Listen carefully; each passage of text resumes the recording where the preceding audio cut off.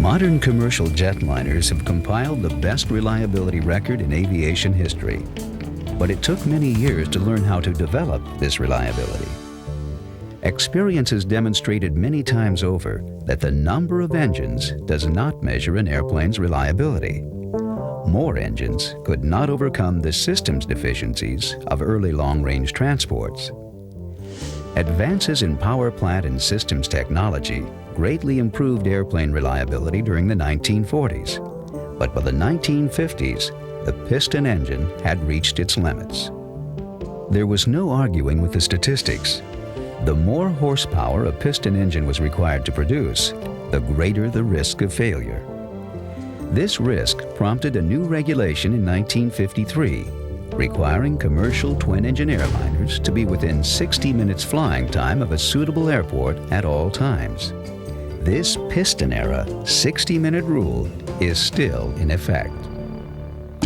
In the mid-1980s, in recognition of the reliability of the modern turbofan engine and the airplanes it powered, the world's regulatory agencies began granting exceptions to fly twin jets farther than 60 minutes from a suitable airport.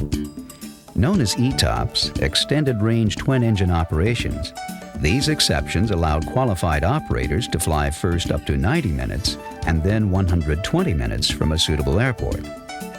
As airline experience and airplane reliability continued to climb, approval was granted for ETOPS flights up to 180 minutes from a suitable airport. By the end of March 1995, more than 75 airlines had received ETOPS approval, and more than 11,000 ETOPS flights were being conducted each month. ETOPS has proven to be a routine, safe, and highly successful way to conduct flight operations. ETOPS now has become very routine. This, of course, because of advances in engine technology, in system technology, and the very large amount of experience that has now been generated has given people that confidence that it's a routine, matter-of-fact flight, quite frankly. ETOPS approval brings with it a number of benefits. Twin-engine airplanes give airlines the flexibility to offer non-stop service between a greater number of cities. Equally significant are the benefits to the traveling public, a greater frequency of flights, and reduced travel time. For flexibility, it allows us to serve some of those routes that are what we know as thin routes, perhaps a 200, 250 passenger route, where previously we would have a 747 perhaps 3 or 4 times a week. We can now have a 767 daily, which of course is very good to everybody that would want to travel on those routes. Airlines soon discovered that ETOPS not only provides a multitude of benefits on their existing routes, it allows them to explore the potential of new routes. What it basically says that if you're trying to get into a new market and you have to be able to get into the new market, you need to have ETOPS capability, because you can enter that market efficiently with a relatively small airplane if you need to, and as the market expands, you can either increase the frequency of service, which is great for the customer, or if the service gets beyond the capability seating-wise of the airplane, you can bring a larger airplane in. Just lets you go more places. It's totally consistent with a global strategy, and everyone knows we live in a global economy, and you have to react globally, strategically. ETOPS allows an airline to fly the most direct routes possible. The 60-minute rule often forces an operator to deviate hundreds of miles from the most direct and efficient route. Many routes cannot be flown at all. ETOPS, on the other hand, provides virtually unlimited possibilities. There have been more than 600,000 767 ETOPS flights since 1985. Of these 600,000 flights, 99.8% reached their destinations without turnback or diversion. The few problems that did occur were mostly related to systems, not engines. The same types of systems used on 3- and 4-engine airplanes, as well as twins. When you address ETOPS, you not only address the engine reliability, you address the reliability of every critical, called ETOPS critical part. That's propulsion systems, that's electrical systems, that's pneumatic systems, that is air conditioning systems, that is hydraulic systems.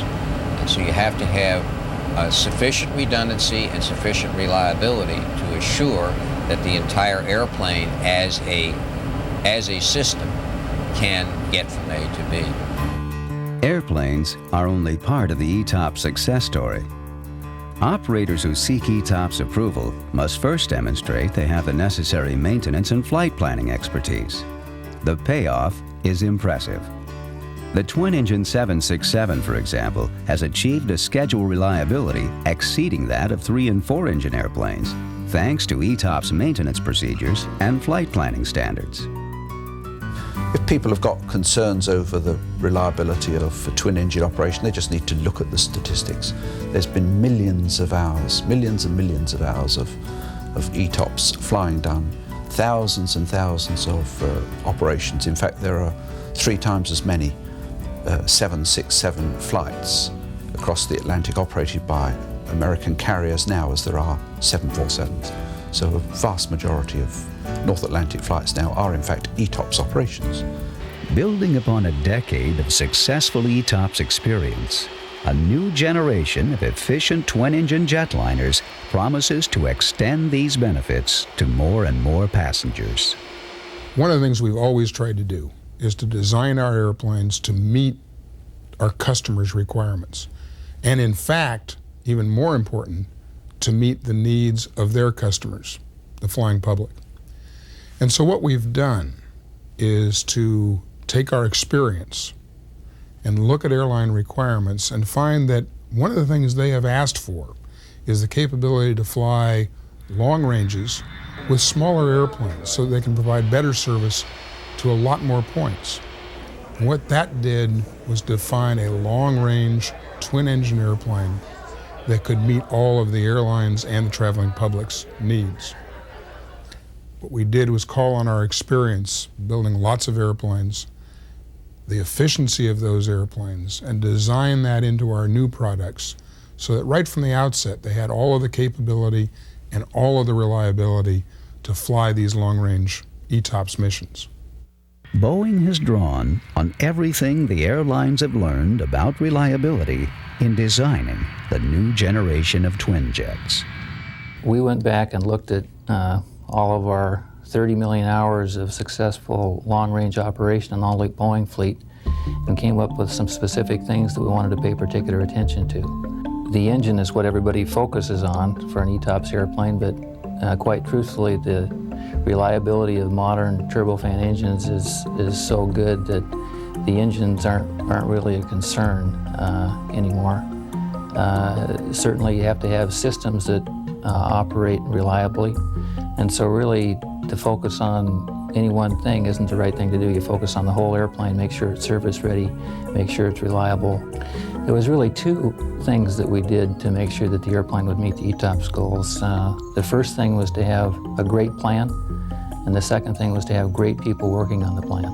Well, I think the 777 is, if you like, another leap forward in the technology of the industry from the 757 to the 767 to the 777. There's nothing particularly new in many of the concepts.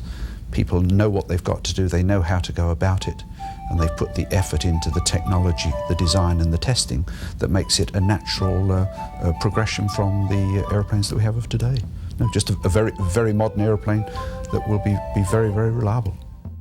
From unparalleled systems redundancy to the most comprehensive test programs in commercial airplane history, the new generation of airplanes, led by the 777, will earn a proven record of reliability before they enter regular service. And it is this reliability that will enable them to perform the ETOPS mission. Around the world, an ETOPS flight takes off every 5 minutes. And every 5 minutes, an airline and its passengers benefit from the efficiency, flexibility, and reliability of the modern twin-engine jetliner. Do you have to make an investment? Yes, you do. You may have to change your flight planning strategies. You may have to have slightly more advanced flight planning computers in your dispatch function. Are you going to have to change your maintenance practices? Absolutely. Are you going to have to train your mechanics better? Absolutely. Are you going to have to give additional training to your pilots? Absolutely. You're going to have to. Those are investments. But the payoffs, they infect the entire culture. So you invest in a small portion of your operation, a rather modest cost, and your reward is the overall improvement of your entire operation, not just your ETOPS operation, your entire operation. As we have sought always to improve our products, to make them better, to make them fly further, to make them more efficient, to serve people better, we have always tried to make them safer. In the last few years, all of those pieces have come together in a very unique way to provide a very long range, very efficient, very safe twin-engine airplane that has the maximum amount of flexibility, can do every mission that is required, and do it with the ultimate safety.